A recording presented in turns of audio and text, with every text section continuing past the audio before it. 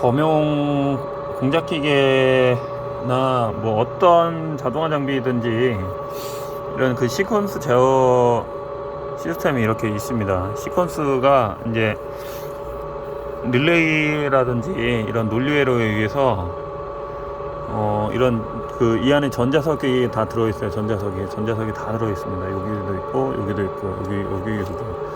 그 다음에 이제 이거는 이제 그 과부하 계전기라고 하는데, 여기에도 요것도 과부하, 요것도 과부하, 요것도 과부하, 그 다음에 요것도 과부하 계전기죠. 근데 과부하 계전기가 달린 것들은 어느 일정 한계에 올라갔으면은 이제 왜 달리냐면 모터가 달린 경우에 과부하 계전기가 달립니다. 모터가 달린 경우. 그래서 모터가 달린 경우는 이제 저기에 모터가 하나 달렸죠. 그 다음에 저것도 모터가 달렸습니다. 그 다음에 이 하강부에 모터가 달려있고, 그 다음에 테이블 이송에도 모터가 달려있어요. 그래서 모터가 몇 개 달렸냐면은 하나, 둘, 셋, 넷, 5개가 있어요. 하나, 둘, 셋, 넷, 5개인데, 그래서 5개입니다.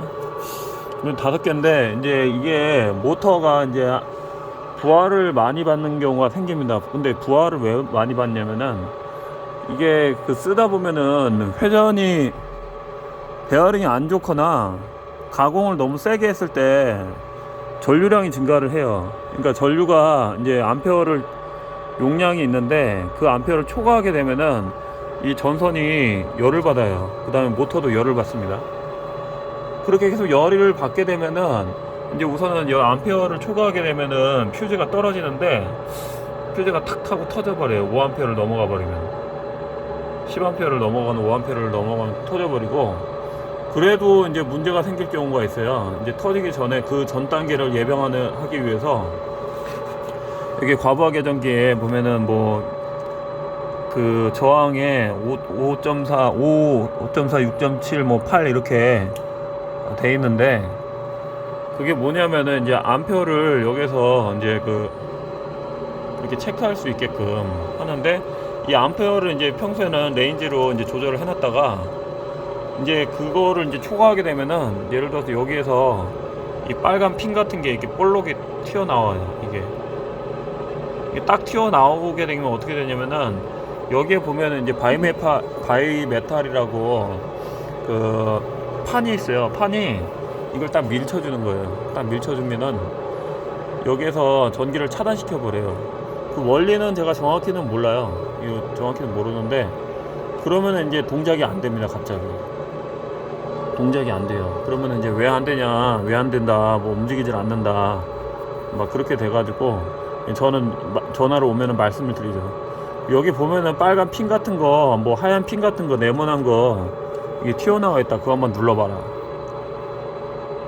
그래가지고 딱 누르고, 근데 지금 누르는데 야 안 들어간다, 그러면은 조금 있다가 1시간 정도나 30분 있다가 눌러보라고 얘기를 해줘요. 왜 그러냐면은 이게 부하가 받은 상태에서 바로 딱 튀어나오잖아요. 그 상태에서 바이메탈이 금방 빨갛게 달가오른 다음에 눌러봐야 다시 또 이렇게 철판이 이렇게 올라와 있기 때문에 안 돼요.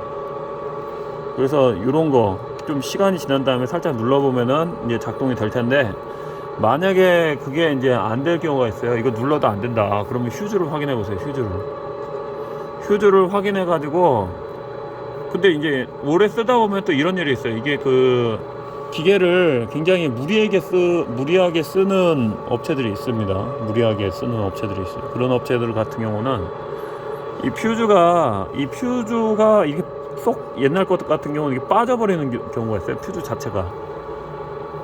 그래서 그러다 보니까 이제 뭐 퓨즈는 타지는 않았는데, 접촉이 불량해가지고 옛날에 여기에서 양주까지 갈 뻔한 적이 있었어요. 양주면은 70km가 80km, 80km 되는데, 단순히 쓰다가, 기계적인 문제보다 단순히 이거 쓰다가 그런 일이 있어가지고, 그리고 이제 쓰시다 보면은 그런 일들이 많이 나요. 이런 것들이 이제 요게 소리가 난다든지, 뭐 예를 들어서 뭐 전기가 이 몇 볼트인지 모르겠다, 막 220에다가 넣어야 되는데 380을 넣는다든지, 380에 넣어야 되는데 220을 넣는다든지, 막 그 다음에 뭐 모른다 이런 얘기를 말씀을 하시는데, 여기 위에 상단에 보면은 이제 코일 전압이 써 있어요. 220V나 이거는 380V라고 위 밑단이나 윗단에 보면은 이 측면에 보면은 코일 전압이 여기에 써 있습니다. 코일 전압이 여기 전격 전압 220V라고 써 있네요. 이쪽에 보시면은 보이시나요? 예, 220V라고 써 있죠. 220V라고 전격 전압이 이렇게 써 있는데 전격 전압이 220V인데 뭐 예를 들어서 이제 여기에 트랜스가 하나 이렇게 달려 있는 경우가 있어요. 220V 트랜스가 달려 있다.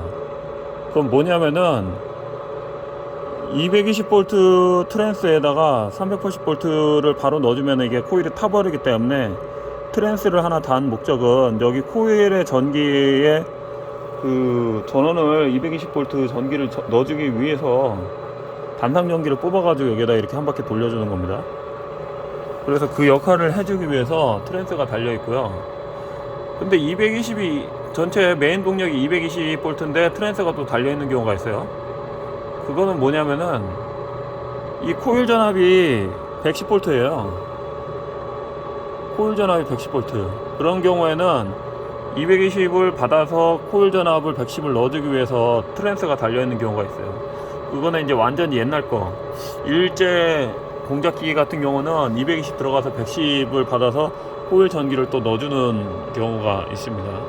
그리고 이제 NC 선반이나 NC 밀링 같은 경우는 거의 다가 다 220V. 이거 뭐 이제 같은 경우는 좀 또 틀릴 수도 있고 대만제도 또 틀릴 수도 있는데 그 거의 다 220V 서버가 스핀들 자체가 동력이 220V예요. 220V가. 그래서 220V로 많이 씁니다. 그래서 하여튼 이게 고장이 나면은 우선은 그런 부분을 확인해 보시고 그 다음에 이제 뭐 예를 들어서 이게 막 이렇게 짤깍짤깍 이렇게 움직이잖아요. 그러다 보면은 이 전선에 볼트가 풀리는 경우가 있어요. 이쪽에 볼트가 이런 식으로 딱 풀리면은 잘 됐던 게 갑자기 안 된다 그러면 여기 풀린 게 혹시 뭐가 있는지 확인을 해보세요. 그 다음에 이제 스위치 쪽에 뭐가 풀렸는지. 요런 거는 뭐냐면은 이제 다이오드인데 이게 AC가 들어가면은 DC가 나오게끔 이렇게 해주는 역할을 합니다. 그 다이오드가 아마 저쪽에 오토드로우를 쓰기 위해서 다이오드가 달렸을 거라고 저는 생각을 하는데 그 외에는 다이오드가 들어갈 일이 없어요. 다이오드가 들어갈 일이 없습니다. 그래서 그런 거만 보시면은 뭐 범용 밀링은 일반 공작기계는 다 그 안에서 놀고 있기 때문에 특별하게 문제는 없을 겁니다. 걱정하지 마시고 한번 제 영상을 보시면은 아마 도움은 되실 거예요. 그래서 이거 갑자기 되던 게 안 된다 뭐 이런 얘기를 하시는데 저도 잘 몰라요. 저도 완전 초짜니까. 근데 전문가들한테 이제 어깨 넘어서 자꾸 보다 보니까 이제 좀 어느 정도 이제 요령을 알게 된 거죠. 이상입니다.